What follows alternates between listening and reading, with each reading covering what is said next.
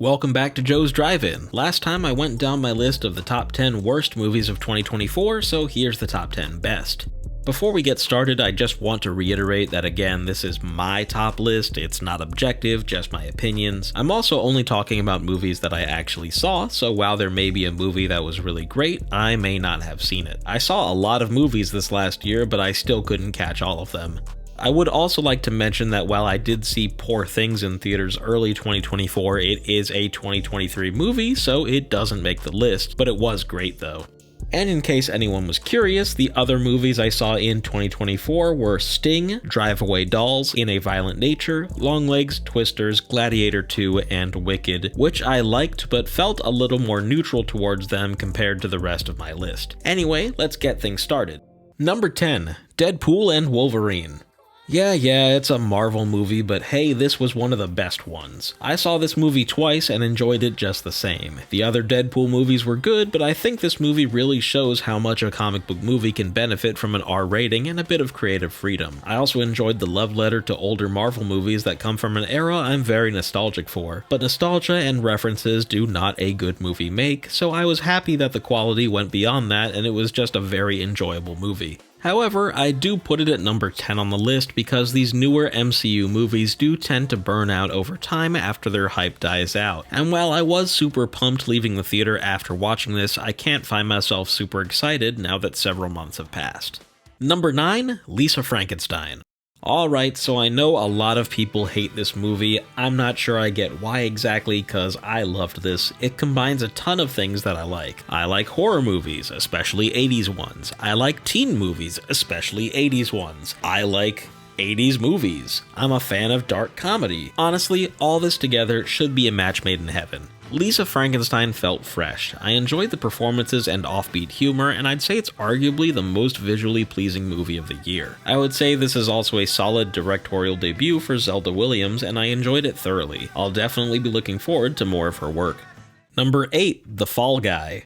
Now, this was a sleeper hit for me. I thought it would just be a fun movie, and I really only saw it in theaters because nothing else was playing at the time that I was interested in. I was surprised to find that this movie was actually quite good. I enjoyed the characters, it was funny, the action was really cool. I loved The Fall Guy. Ryan Gosling just doesn't miss, and this is just another example of that. It was a really heartfelt love letter to the unsung heroes of filmmaking like the behind-the-scenes team, and of course the focus of the movie, the stuntmen. It reminded me why I love the filmmaking process in the first place. I had no idea it was apparently adapted from an 80s TV show of the same name, but even with that information, the movie still felt fresh and original. This one is worth checking out.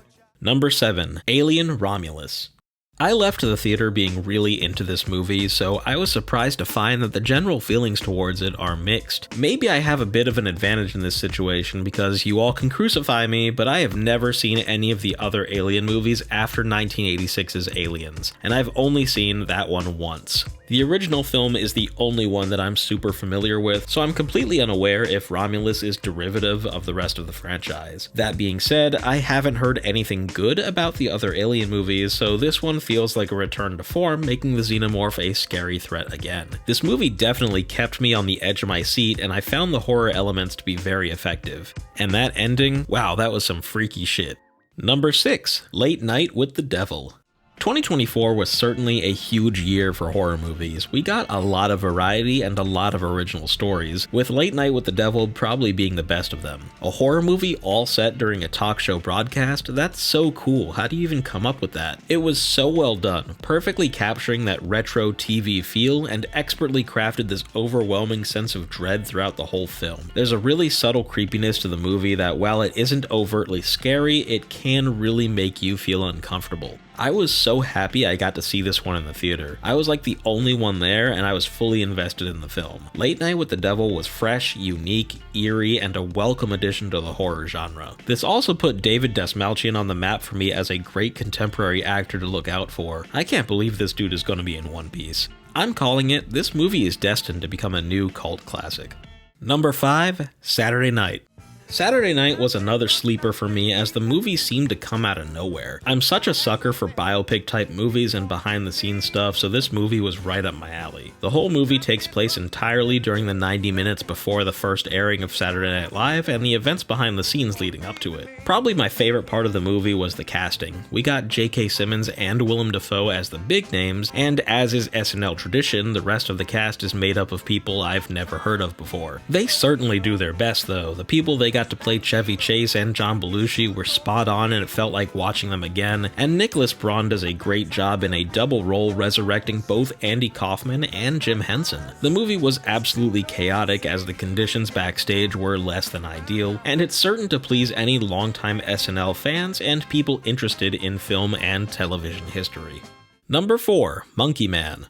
On my worst list, I talked about The Beekeeper, and that one was enjoyable, although incredibly stupid. It was clearly going for a John Wick-type movie, which is great, but Monkey Man really took the John Wick-like idea and did it so much better. This was easily the best action movie of the year for me and was such a blast to watch. It can easily be summed up as John Wick in India, which isn't entirely accurate, but it's more than just a ripoff. This movie manages to do its own thing, along with being emotional, action-packed, and filled with commentary and symbolism. The camera work, sound design, character progression, everything was on point here. Now that I'm thinking about it, this might have been the best looking movie of the year. There were so many parts that wowed me in the theater. Dev Patel makes his directorial debut here and is also the star, and if this is an indication of what to expect from him, I am so excited to see what he does next. Monkey Man kicked ass.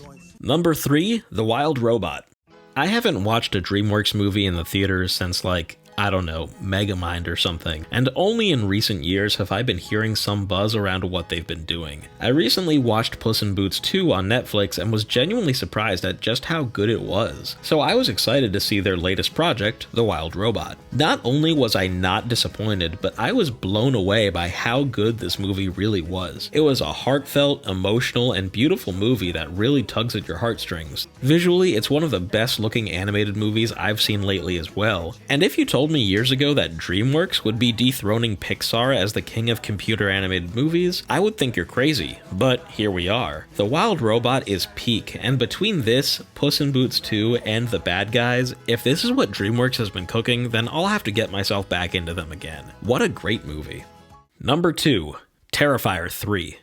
You know, maybe I'm just a sick fuck, but I loved Terrifier 3. I've been a fan of this new horror franchise and the antics of Art the Clown since I first saw it, and I couldn't wait for this third installment to come out. I wasn't let down here with this one. Terrifier 3 somehow goes even more extreme than the last one, and I loved every minute. Fans of this channel will know how much I love my horror history, and this movie has solidified Art the Clown as a historic slasher icon right up there with Michael, Freddy, and Jason. It's crazy. I've talked so much about horror history in the past, and here I am getting to witness it happening right in front of me. A lot of this is owed to the amazing physical acting skills of David Howard Thornton as Art himself, making the character incredibly fun and likable despite his many horrific misdeeds. Out of every movie I saw this last year, by far I had the most fun in the theater watching this movie. It was certainly gruesome, as to be expected, but I still wasn't ready. It was great. If you're a slasher fan, then definitely check it out, but remember, it's not for the weak. Before I move on to number 1, I would like to draw attention to a few honorable mentions. These were all really good, but I just didn't feel strongly about them enough to get them on the list. First is Inside Out 2. I was surprised at how much I enjoyed this one. The first movie is good, but it isn't really my favorite from Pixar, but I really enjoyed the second movie, and a highlight was the realistic anxiety breakdown near the end. The movie was held back due to a lot of the writing relying heavily on puns and dad jokes, as well as being genuinely forgettable except for that ending. It became a question of, do I really like the movie itself, or is the ending just really good? Next up is Abigail. This movie was a lot of fun. A bunch of criminals kidnap a kid only to find out she's a vampire and they're in danger. I liked how this movie kept changing and was very hard to predict as it went on, with me having no idea where things were going to go in the last half hour or so. The main drawback is that even by horror movie standards, these characters constantly do the dumbest things imaginable. Even worse than Tarot. They're supposed to be criminal geniuses but constantly do things that are so stupid I could not suspend my disbelief anymore. Lastly is an honorable mention that I'm sure for many will be the biggest upset of my lists, Nosferatu. Look, I know this is a great movie, it really is. Acting, cinematography, set design, everything's an A+ for me. I just couldn't really get super into it, and above all else, I felt it was a little too long. I also wasn't into the giant mustache on Count Orlok. I know that's the way he would realistically look, but it took me out of it, and I find the original design to be much creepier. I also got hyped up because people were calling this the scariest movie of the year, and well, it just wasn't scary at all. Creepy, yes, but scary, no. Now, my opinion could also change. It's the most recent movie on the list, and I only saw it last week at the time of writing this, so I'm still not sure how I feel about it, but at the end of the day, it's just a great movie. But with that out of the way, let's get to number 1. Number 1, Here.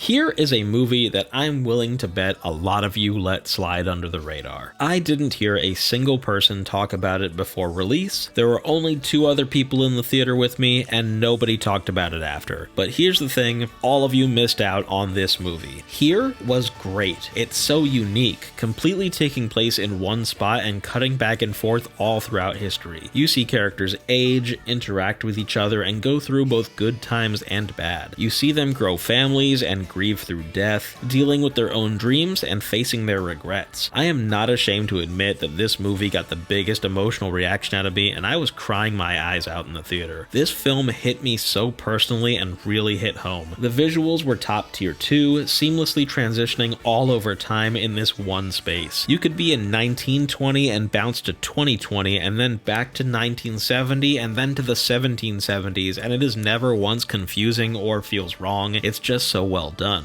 Tom Hanks is the star, and you get to see him back as 80s Tom Hanks, and the de-aging actually looks really good here. It doesn't feel synthetic at all. Here is a movie that gives you a plethora of characters to grow attached to as you look in on their daily lives, a unique concept, and has an emotional angle that will hit you hard. This movie is the human experience, and I have no doubt that this easily takes my place of best movie of the year. Don't sleep on this movie and check it out as soon as you can. And there you have it, my list of the 10 best and worst movies of 2024. What was your favorite movie of last year? What are you looking forward to this year? Go ahead and let me know in the comments. Thanks for watching, and Happy New Year!